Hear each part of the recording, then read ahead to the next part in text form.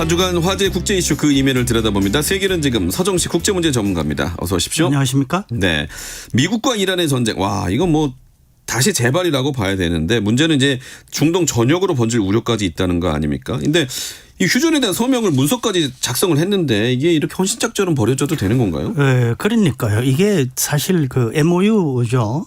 그 양해각서인데 예.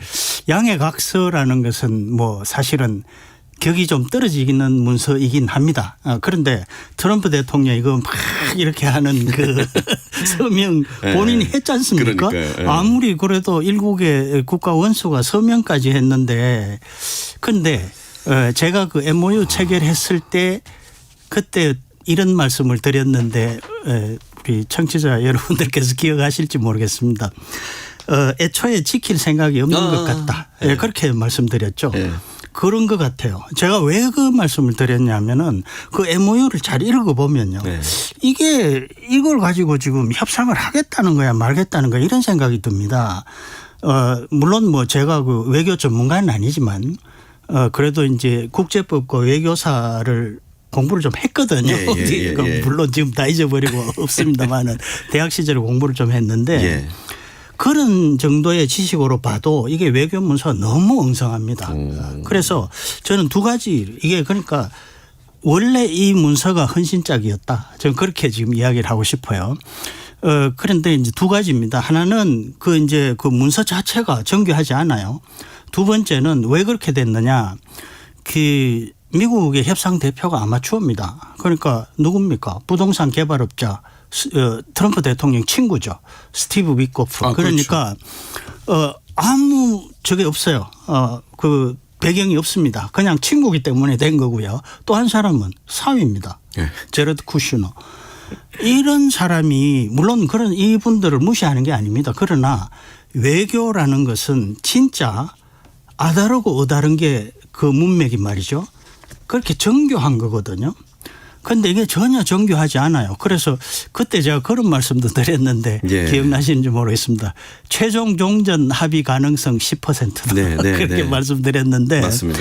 뭐 어쨌건 뭐 지금 그렇게 돼 가는 것 같아요. 그래서 이게 보면은 자 이란 정권은 제일 첫 과제가 뭐겠습니까? 생존입니다. 예. 지금 거의 망할 뻔했잖아요. 전쟁 나기 전에. 자 미국의 첫 과제는 뭐겠습니까? 이란을 중국이나 러시아에서 떼내서 자기 쪽으로 끌고 오는 겁니다. 예. 그럼 여기에서 둘이 이해관계가 일치하는 부분이 있어요. 예. 분명히. 지금 생각하면 이란이 친미로 돌아선다 이거 상상하기 어렵지 않습니까? 그렇죠. 그런데 지금 그 두 가지 양측의 그 최대 과제를 놓고 보면 빅딜 가능성이 있다는 거죠. 예. 그래서 뭐 이게 굉장히 그 좀 이 저속한 표현인데 그 일본 야쿠자 관계에서 오야분 꼬붕이라고 하죠. 그런 말이 있지 않습니까? 야쿠자들 어는데 네. 뒷골목이 속어죠. 그러니까 예. 일단 코피를 터뜨리면 그런 관계가 성립이 된다는 거죠. 그래서 트럼프 대통령이 어쨌건 코피를 터뜨렸지 않았습니까? 예. 그러면 우리가 생각할 때는 이란의 그 막 자국민을 탄압하고 학살하는 이 정권이 무너졌으면 좋겠지만 그게 안 된다면 차선은 그나마 미국의 입장에서 보면 친미적으로 좀 바뀌면은 뭔가 개선될 수 있고 빅딜이 가능하다는 거죠. 그러면은 여러 가지 이 진전될 수가 있는데 이런 것들이 아주 노련한 외교관 협상가들이 나서면은 우리가 볼 때는 아주 애매한 문구이지만 그런 쪽으로 가는 길을 교묘하게 내는 그런 정교한 외교 문서가 가능했다는 거죠. 예. 그런데 이렇게 아마추어들이 나서서 애초에 지킬 생각도 없고 그냥 국내법에 저촉 안 되게 60일 안 넘기고 대충 전쟁 끝내는 척 하다가 요식행위. 다시 말 안 들으면 두들기겠다. 이런 식으로 해버리니까 지금 이런 결과가 빚어졌다. 저는 그렇게 보고 싶습니다. 네. 그런데 미국의 공격 범위가 민간 시설까지 확대되고 있다는 부분은 어떻게 해석을 해봐야 될까요? 그러니까 사실 그 미국이 조기 종전 하려면 간단합니다. 네. 발전소, 교량, 댐 이런 거 싹 다 때려버리면 네. 이란 살 수가 없어요. 그런데 문제는 그건 전쟁 범죄입니다. 그렇죠. 예, 그러니까 사실 이 태평양 전쟁을 끝낸 게 일본 핵무기 떨어뜨린 것 아닙니까? 네. 그거는 민간인 공격이거든요. 그런데 그때는 이런 국제법이 없었어요. 예. 지금과 같이. 그러니까 예를 들면 뭐 1977년에 제네바 협약 같은 민간인 보호 원칙을 구체화한 예. 이런 그 협약이나 국제법이 없었단 말이에요. 예. 그러니까 그때는 괜찮았어요. 예. 그런데 지금은 그게 안 됩니다.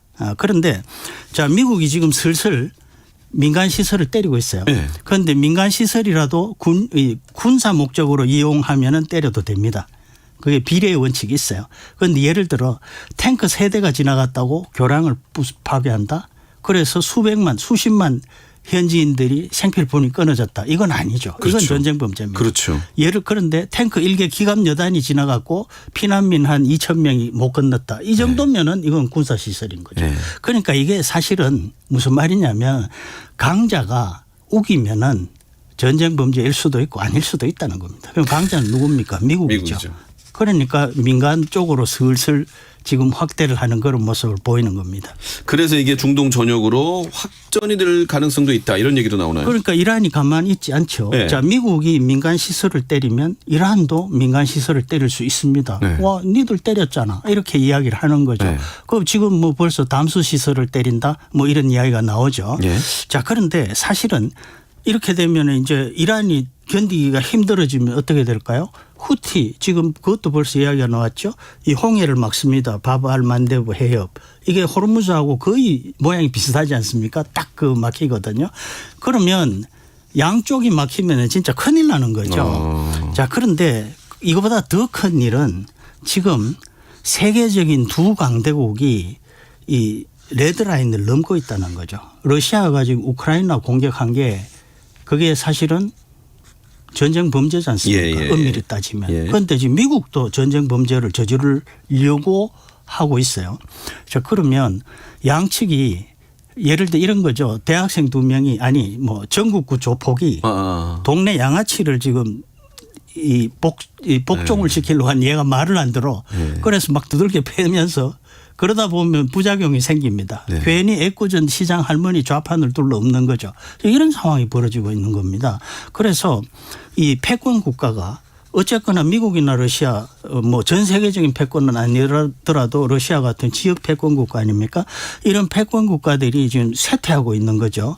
이럴 때 자기들이 쇠퇴한 후에 어떤 새로운 질서를 그래도 뭔가 좀 만들면서 쇠퇴를 하면 괜찮은데 지금은 이 동네 시장 할머니 좌판까지 엎으면서 지금 쇠퇴하고 있다는 거죠.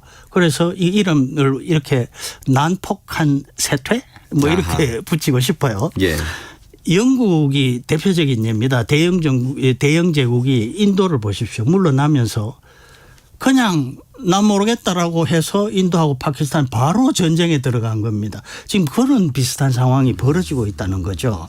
그래서 이렇게 되면 이제 중간급들이 움직이는 거죠. 중간급들이 미국 너 약해졌네 그러면 미국을 때리는 게 아니고 지금 지역 패권에서 예컨대 뭐 인도 파키스탄 전에 한번 붙었죠. 자, 이때 내가 이제 미국 얘네들 지금 미사일도 별로 없고 힘들어. 이때 내가 슬쩍 지역 패권을 위해서 조금 뭘 하면 얘들이 간섭 못할 거야.